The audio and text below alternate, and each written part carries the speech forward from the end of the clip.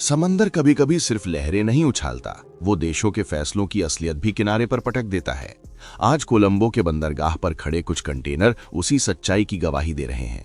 ये कंटेनर चुप हैं, लेकिन इनकी चुप्पी बहुत कुछ बोल रही है। लोहे के इन विशाल बक्सों में बंद है भारत का वो नमक जिसने कभी श्रीलंका की रसोई को सहारा दिया था, लेकिन आज वही नमक वहां बोझ बन गया है। सवाल ये नहीं कि कंटेनर क्यों अटके हैं, सवाल ये है कि रिश्ते आखिर कहां अटक गए। कुछ महीने पहले तक हालात बिल्कुल अलग थे।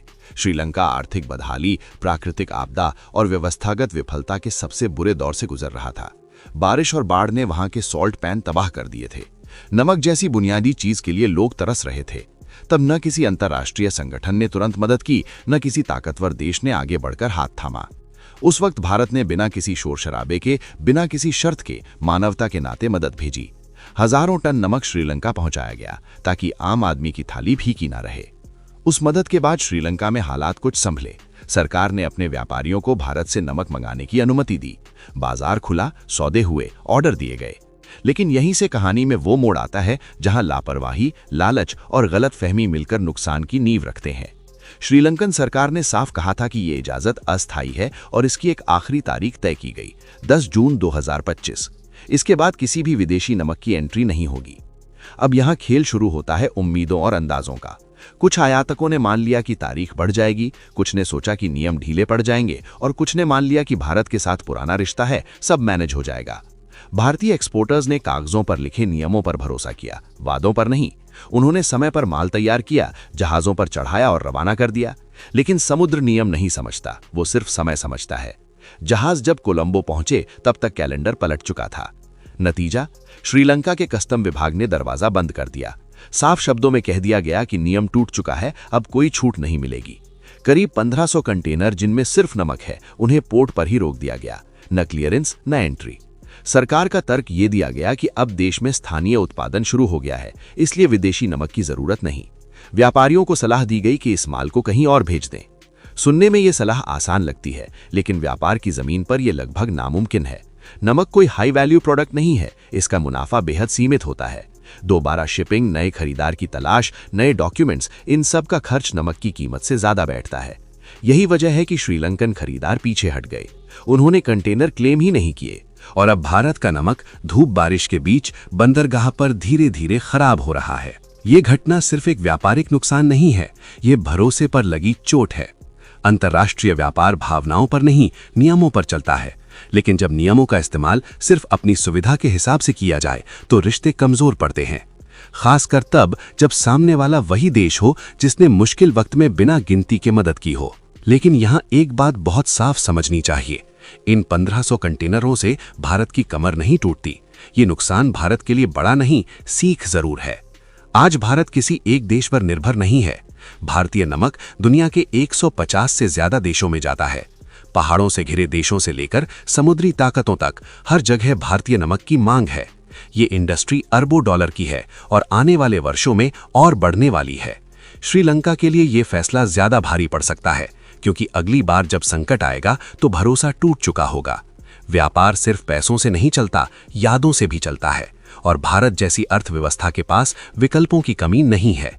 लेकिन असली कहानी यहीं खत्म नहीं होती, क्योंकि जब दुनिया की नजरें कोलंबो के इन अटके हुए कंटेनरों पर टिकी थीं, उसी वक्त भारत के भीतर कुछ ऐसा आकार ले रहा था जो आने वाले दशकों का खेल बदलने वाला है। नमक, जो कभी भारत की पहचान था, अब सिर्फ अतीत की कहानी बन रहा है। भविष्य किसी और चीज का नाम है, तकनीक, आत्मनिर्भरता और रणनीतिक ताकत। अब भारत सिर्फ कच्चा माल बेचने वाला देश नहीं रहना चाहता। भारत अब उस दिमाग को बनाना चाहता है जो पूरी दुनिया की मशीनों को चलाता है। और यही वो मोड़ है जहां ये कहानी सिर्फ व्यापार की नहीं, बल्कि भारत की नई हैसियत की बन जाती है। अब जहां एक तरफ कोलंबो के बंदरगाह पर भारत का नमक धूप में सड़ रहा है, वहीं दूसरी तरफ भारत की नई पहचान बन रही है। टेक्नोलॉजी का नया केंद्र, सेमीकंडक्टर चिप्स। ये वो छोटी सी चीज है जिसे दुनिया आज नया तेल कहती है। ये वही चिप्स हैं जो आपके फोन को स्मार्ट बनाती हैं, आपकी कार को दिमाग देती हैं और मिसाइलों और हवाई जहाजों को दिशा और नियंत्रण। अगर चिप्स की सप्लाई रुक जाए तो पूरी दुनिया की मशीनें थम जाती हैं। और यही वजह है कि ये मार्केट अब तक ताइवान, चीन और अमेरिका के नियंत्रण में रहा है। लेकिन आज भारत ने यह तय कर लिया है कि वो इस निर्भरता को स्वीकार नहीं करेगा। ये निर्भरता सिर्फ आर्थिक नहीं बल्कि सुरक्षा और रणनीति का भी सवाल है, क्योंकि जब दुनिया की टेक्नोलॉजी का नियंत्रण किसी दूसरे देश के हाथ में हो तो आप उसकी नीतियों के हिसाब से चलने को मजबूर हो जाते हैं। इसलिए भारत ने अपनी टेक इंडस्ट्री को आत्मनिर्भर बनाने की दिशा में कदम बढ़ाए हैं। और टाटा ग्रुप ने उस सपने को हकीकत में बदलने की दिशा में सबसे बड़ा कदम उठाया। टाटा इलेक्ट्रॉनिक्स ने गुजरात के धोलेरा और असम में विशाल सेमीकंडक्टर फैब्रिकेशन प्लांट्स की योजना पर काम शुरू कर दिया है। ये कोई छोटी सी असेंबली यूनिट नहीं है, बल्कि वेफर फैब्रिकेशन प्लांट है, जहां सिलिकॉन से चिप्स का निर्माण होता है। इसे बनाने के लिए अत्याधुनिक मशीनरी, क्लीन रूम और अरबों डॉलर का निवेश चाहिए, और यही वो बात है जो भारत को इस क्षेत्र में खड़ा कर रही है। यहां सिर्फ सपने नहीं बल्कि क्षमता और संसाधन भी हैं। सोचिए, एक समय था जब भारत की तकनीकी दुनिया दूसरों के हाथों में थी। आज वही भारत दुनिया को यह बता रहा है कि अब उसे हमारी तरफ देखना पड़ेगा। इलॉन मस्क जैसे नाम, दुनिया की बड़ी टेक कंपनियों के सीईओ सभी भारत की तरफ देख रहे हैं। क्यों?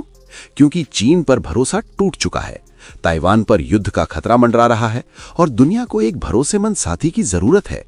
भारत वही भरोसेमंद साथी बनकर उभर रहा है। ये सिर्फ एक फैक्ट्री नहीं है, ये भारत की जियोपॉलिटिकल ताकत का प्रतीक है। इससे ना सिर्फ लाखों नौकरियां पैदा होंगी, बल्कि भारत इंपोर्टर से एक्सपोर्टर बन जाएगा। कल तक हम अपनी गाड़ियों के लिए चिप्स का इंतजार करते थे, अब दुनिया हमारी चिप्स का इंतजार करेगी। ये बदलाव है उस न्यू इंडिया का जो अपनी शर्तों पर दुनिया को चलाएगा। और यही वजह है कि चीन की नींद हराम हो रही है। चीन ने वर्षों से अपनी अर्थव्यवस्था और रणनीति को इस तरह से सेट किया कि दुनिया की सप्लाई चेन उसके हाथ में रहे। लेकिन भारत ने अब यह संदेश दे दिया है कि वो इस खेल में भी शामिल हो रहा है। और जब भारत जैसी बड़ी अर्थव्यवस्था टेक्नोलॉजी में आत्मनिर्भर बनती है तो दुनिया की दिशा बदलने लगती है। आज की तस्वीर बहुत साफ है। एक तरफ श्रीलंका जैसे पड़ोसी देशों के साथ छोटे छोटे व्यापारिक विवाद होते रहते हैं, लेकिन दूसरी तरफ भारत एक ऐसी छलांग लगा रहा है जो उसे सीधे सुपर पावर की कुर्सी पर बैठा सकती है। भारत का भविष्य अब सिर्फ खाद्य सामग्री तक सीमित नहीं है, बल्कि टेक्नोलॉजी और ग्लोबल इन्फ्लुएंस का है। तो अब सवाल यही है कि क्या हम 1500 कंटेनरों की घटना पर अटक कर रहेंगे या अपनी बड़ी उपलब्धियों पर गर्व करेंगे? क्या भारत 2030 तक चीन को पीछे छोड़कर दुनिया का सबसे बड़ा मैन्युफैक्चरिंग और टेक्नोलॉजी हब बन पाएगा? ये लक्ष्य आसान नहीं, लेकिन असंभव भी नहीं। अगर हम एकता, मेहनत और रणनीति को साथ रखें तो कोई भी चुनौती हमें रोक नहीं सकती। अपने विचार कमेंट बॉक्स में जरूर लिखें। हमें आपके कमेंट्स पढ़कर बहुत अच्छा लगता है, इसलिए ज्यादा से ज्यादा कमेंट्स में अपने विचार हमसे साझा कीजिए। अगर आपको ये वीडियो पसंद आया हो तो इसे लाइक करें, शेयर करें और हमारे चैनल को सब्सक्राइब कर लें, ताकि आप ऐसे ही मजबूत और तथ्यपूर्ण वीडियो देखते रहें। जय हिंद, जय भारत।